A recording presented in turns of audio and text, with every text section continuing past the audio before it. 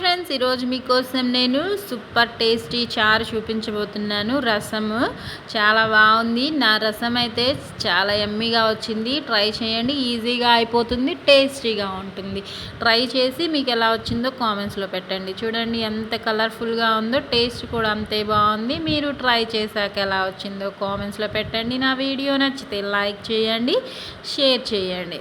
ఇప్పుడు ప్రాసెస్ చూసేద్దాము. చూడండి, చింతపండు పెద్ద నిమ్మకాయ సైజ్ అంత తీసుకున్నాను, సరిపోతుంది, ఎక్కువగా అవసరం లేదు. మనకి టైం లేనప్పుడు చింతపండు నానబెట్టే అవసరం లేకుండా ఇలా తీసేసుకొని దానిలో కొద్దిగా వాటర్ వేసుకొని అది మునిగేంత వరకు వాటర్ వేసుకుంటే సరిపోతుంది. అంటే ఒక 2 టీ గ్లాసుల వాటర్ అనమాట.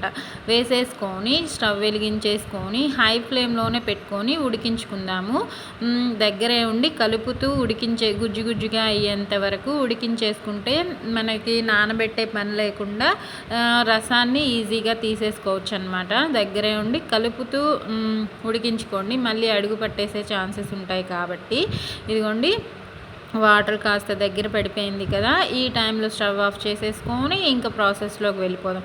కాస్త చల్లారబెట్టేసుకొని ఈ రసాన్ని మళ్ళీ వేడివేడిగా మనం రసం పిండలేం కాబట్టి చల్లారబెట్టుకొని ఆ తర్వాత 3 టొమాటోస్ తీసుకొని అవి కూడా ఇలా మ్యాష్ చేసుకొని చింతపండుతో పాటు రసాన్ని తీసి రెడీ చేసుకుందాము. మన చింతపండు చారు, చింతపండు ప్లస్ టొమాటో 2 కలిపి చారు చేస్తున్నాను.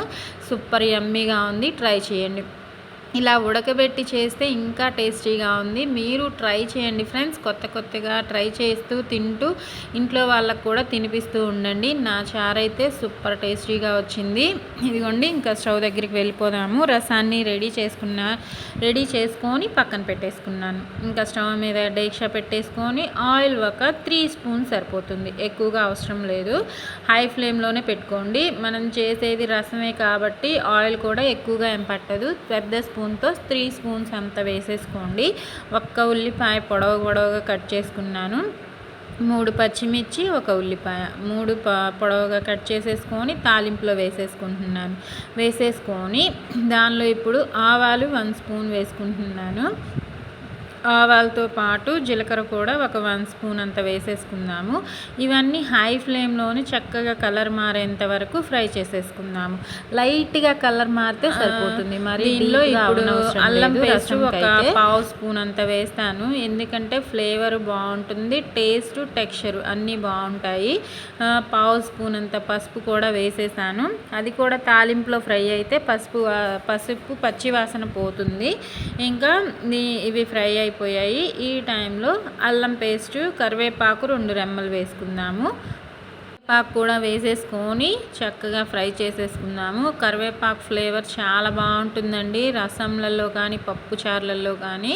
1/2 స్పూన్ అంత అల్లం పేస్ట్ చెప్పాను కదా, వేసేసుకొని పచ్చివాసన పోయేంతసేపు లైట్గా ఫ్రై చేసేసుకుంటే ఈజీగానే ఫ్రై అయిపోతుంది. ఇది ఫ్రై అయిన వెంటనే మనం రెడీ చేసి పెట్టుకున్న, ఇలా ఫ్రై అయితే సరిపోతుంది, రెడీ చేసి పెట్టుకున్న రసం ఉంది కదా, చింతపండు టొమాటో 2 కలిపి తీసిన చారు, అది ఇప్పుడు దీనిలో వేసేసుకుందాము. వేసుకొని ఇంకా మీడియం ఫ్లేమ్లో చక్కగా మరిగించేసుకుందాము. నేను ఈ పౌడరు డిస్క్రిప్షన్లో ఇస్తాను. ధనియాలు, మిరియాలు, జీలకర్ర ఈ 3 కలిపి పౌడర్ చేసుకున్నాను. ఆ పౌడర్ 1 స్పూన్ వేసుకొని పౌడర్ చేసుకున్నాను. ఈ పౌడర్ వేసి చూడండి, మన చారు అయితే అద్దిరిపోతుంది.